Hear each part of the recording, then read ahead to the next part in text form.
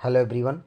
लेखपाल 2022 के ग्रामीण विकास की इस प्रैक्टिस सीरीज़ में आपका स्वागत है। चलिए, सेट नंबर आज 25 है। 20 क्वेश्चन है, देखते हैं। बहुत इंपॉर्टेंट है आपके एग्ज़ाम की दृष्टि से। तैयारी करते रहिए और अगर आपको कंटेंट अच्छा लगता है तो please like, subscribe and share ज़रूर करें। देखिए, पहला क्वेश्चन क्या कह रहा है कि उत्तर प्रदेश में सर्वाधिक अनुसूचित जनजाति वाला जिला कौन सा है? प्रयागराज, आजमगढ़, सीतापुर या हरदोई।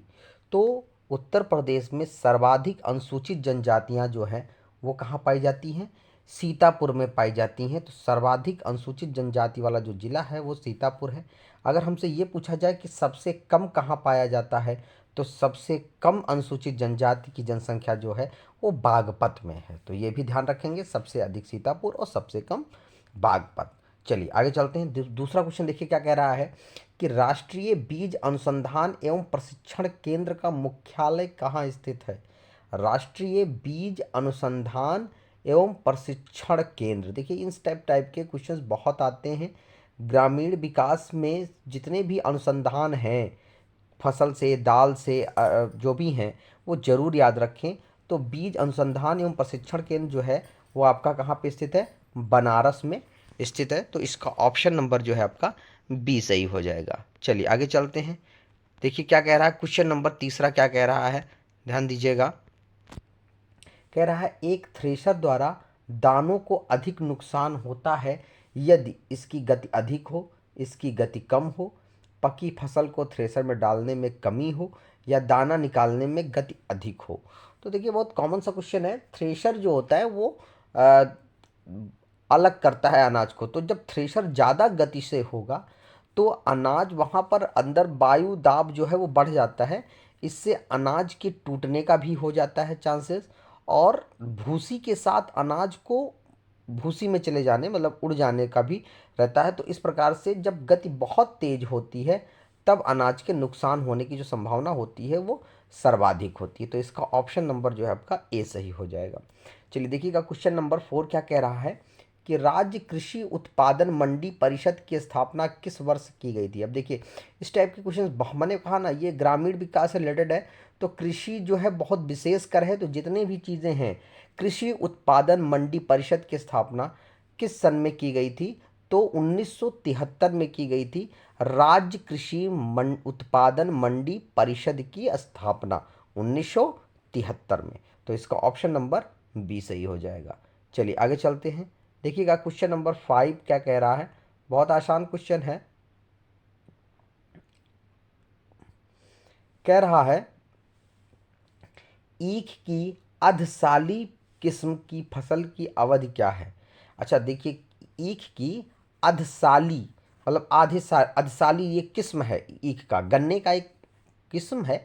उसकी जो उपज की फसल कितने दिन में है? 14, 18, 22 या 8 महीने। तो इसका ऑप्शन नंबर बी सही हो जाएगा। 18 महीने। कितने महीने? 18 महीने में ये जो फसल है वो तैयार हो जाती है, और ईख की अर्धसाली किस्म। ठीक है, तो ये भी ध्यान रखेंगे, बहुत इंपॉर्टेंट क्वेश्चन है। चलिए आगे चलते हैं।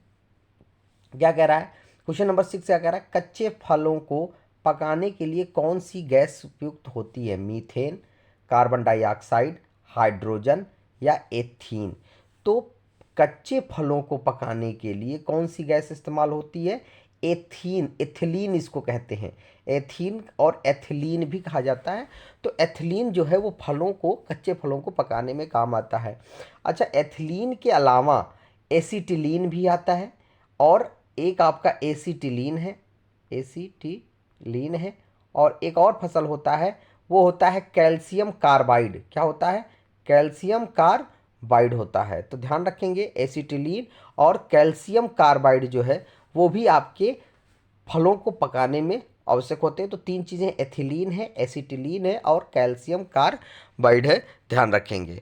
तो ये हो जाएंगे आपके, ऑप्शन नंबर डी से हो जाएगा एथीन। आगे चलते हैं। क्या कह रहा है, कह रहा है क्वेश्चन नंबर 7 कह रहा है निम्नलिखित में से कौन सा वृक्षीय सब्जी है? देखिए, बसेला, मेथी, करी पत्ता, पालक।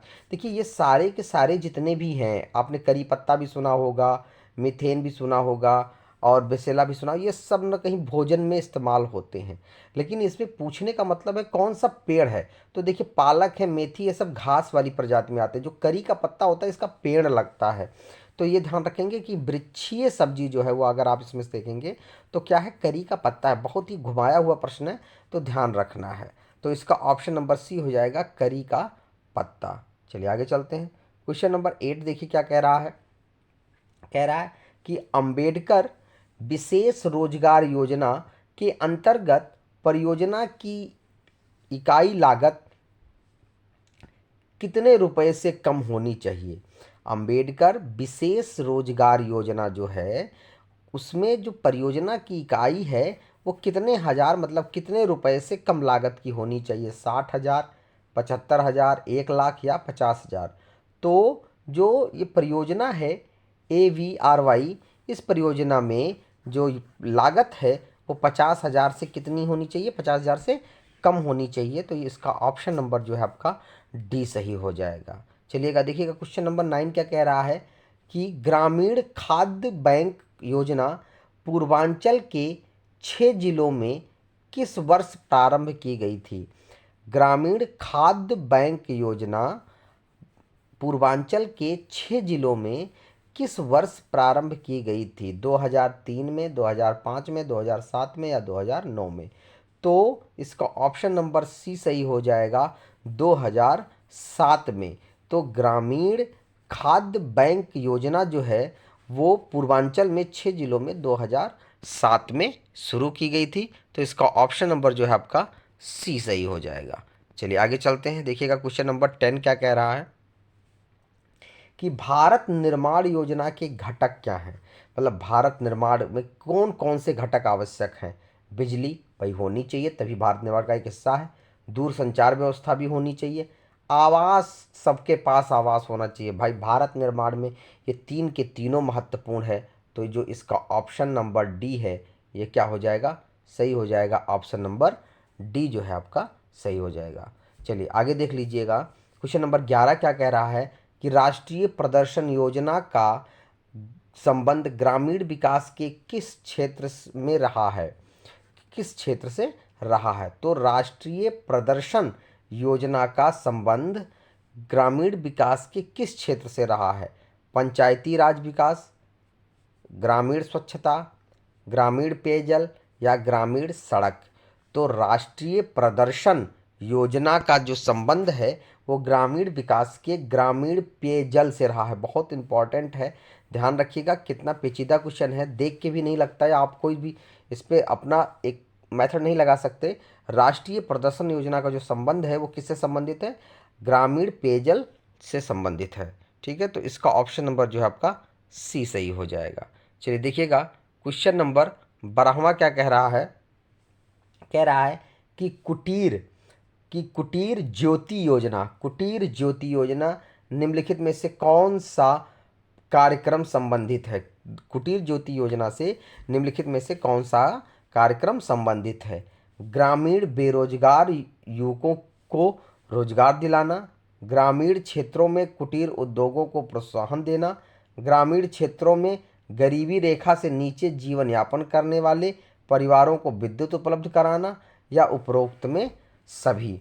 तो ग्रामीण ज्योति योजना जो है वो आपके ग्रामीण क्षेत्रों के जो BPL वाले लोग हैं, गरीबी रेखा से नीचे वाले लोग हैं, उनके घरों में विद्युत जो सुविधा है उसको उपलब्ध करा, बिजली उपलब्ध कराने की बात की गई है कुटीर ज्योति योजना के अंतर्गत। तो इसका जो ऑप्शन नंबर है आपका सी सही हो जाएगा। देखिएगा क्वेश्चन नंबर 13 बहुत आसान क्वेश्चन है।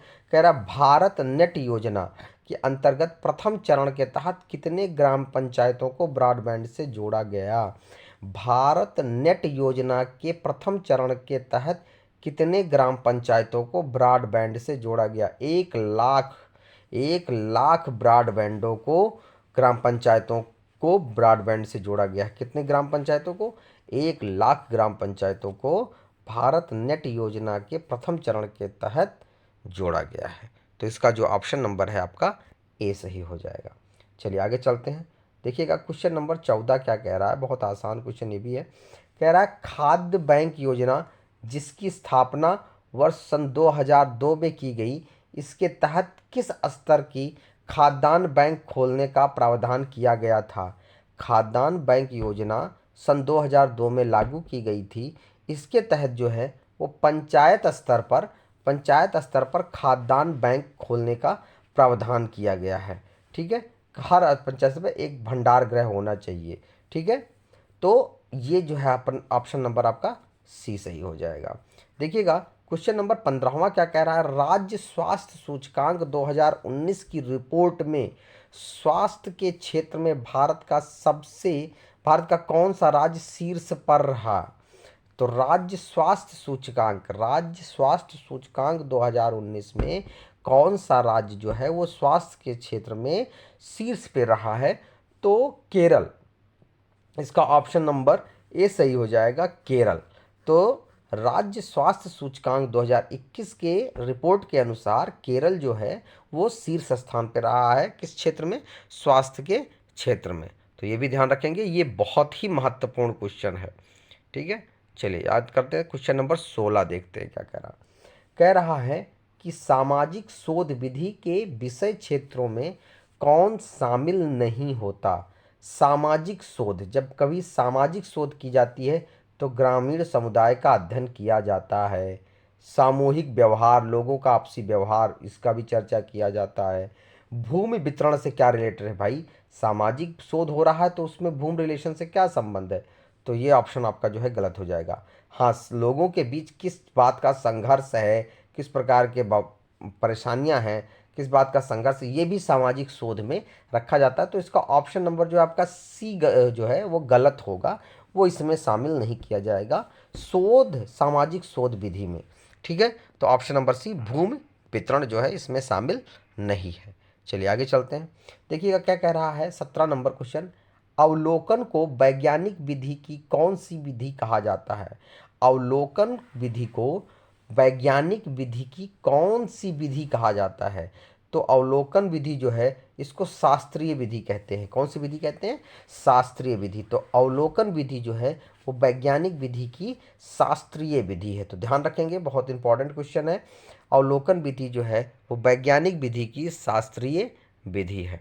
चलिए आगे चलते हैं। क्वेश्चन नंबर 18 देखिएगा। देखिए टोटल 20 क्वेश्चन है। क्वेश्चन नंबर 18 क्या कह रहा है कि वर्ष 2013 में सर डेनियल हैमिल्टन ने सहकारिता के आधार पर आदर्श ग्राम योजना कहाँ शुरू किया था? तो 1903 में सर डेनियल हैमिल्टन ने सहकारिता के आधार पर आदर्श ग्राम योजना की जो शुरुआत है कहाँ से की थी? मद्रास से की थी। ध्यान रखिएगा, सर डेनियल हैमिल्टन ने मद्रास से आदर्श ग्राम योजना की शुरुआत की थी। कई पॉइंट्स बनते हैं कि किस सन में किया? 1903 में किया। किसने किया? सर डेनियल हैमिल्टन ने किया। मद्रास में कौन सी योजना शुरू हुई? आदर्श ग्राम योजना शुरू हुई। तो इसमें कई क्वेश्चन छिपे हुए हैं, ध्यान रखेंगे, बहुत महत्वपूर्ण है। चलिए क्वेश्चन नंबर 19 देख लीजिए। वर्तमान ग्रामीण समुदाय में किस व्यक्ति की स्थिति का आकलन किस आधार पर नहीं? भाई किसी व्यक्ति की स्थिति, उसकी अप्रोच का अगर आकलन करना हो, उसकी पोजीशंस का आकलन करना हो तो किस आधार पर नहीं किया जाएगा? जाति, धन, पद, शिक्षा। भाई आज की जो स्थिति है ना उसमें शिक्षा सर्वोपरि है। भाई जिस हिसाब से जिसकी शिक्षा है उसकी वैल्यूएशन है, पद जिस पद पे है उस हिसाब से उसकी स्थिति। अगर धन है, धन क्या, लेकिन जाति किसी तरह से नहीं होता। जाति, समुदाय, धर्म अलग है। किसी के पोजीशंस को जानना कोई ज़रूरी नहीं है कि वो जाति के आधार पर उसके अंदर जातियों में वो हो कि हाँ व्यक्ति की अपनी व्यक्तिगत स्थिति क्या है। तो इसमें ऑप्शन नंबर ए जो है वो सही नहीं होगा, वो भी आज के वर्तमान ग्रामीण समुदाय के लिए। ठीक है, तो ये ऑप्शन नंबर जो है आपका ए जो है गलत हो जाएगा। चलिए देख लेते हैं क्वेश्चन नंबर, आप देख लीजिए 20 क्या कह रहा है। सामाजिक परिवर्तन के आर्थिक कारक किस रूप में सहायक होते हैं? सामाजिक परिवर्तन के आर्थिक कारक किस रूप में सहायक होते हैं? अंतरजातीय विवाह, प्रेम विवाह, सामाजिक विघटन या ये सभी? तो जो सामाजिक परिवर्तन के आर्थिक कारक हैं वो किस रूप में सहायक होते हैं? अंतरजातीय विवाह के रूप में है, ठीक है, प्रेम विवाह के रूप में, सामाजिक विघटन के रूप में या ये सभी? तो इन सभी कारणों से आर्थिक जो है सामाजिक परिवर्तन के जो आर्थिक कारक हैं वो इन्हीं रूपों में होते हैं। ठीक है, ध्यान रखेंगे। तो इसमें जो ऑप्शन नंबर जो है आपका डी सही हो जाएगा। तो ये आपके 20 क्वेश्चन थे जो परीक्षा की दृष्टि से बहुत महत्वपूर्ण है। तैयारी करते रहिए। और भी कंटेंट्स है ग्रुप पे, मैथ के भी पूरे सॉल्यूशंस दिए गए हैं, लगातार जीएस प्रोवाइड किया जा रहा है, हिंदी के भी कंप्लीट सेट अवेलेबल है। तो अगर आपको कंटेंट अच्छा लगता है तो प्लीज़ अपने फ्रेंड्स सर्किल में और आवश्यक लोगों को ज़रूर शेयर करें। फिर मिलेंगे नए वीडियो के साथ, तब तक के लिए जय हिंद जय भारत।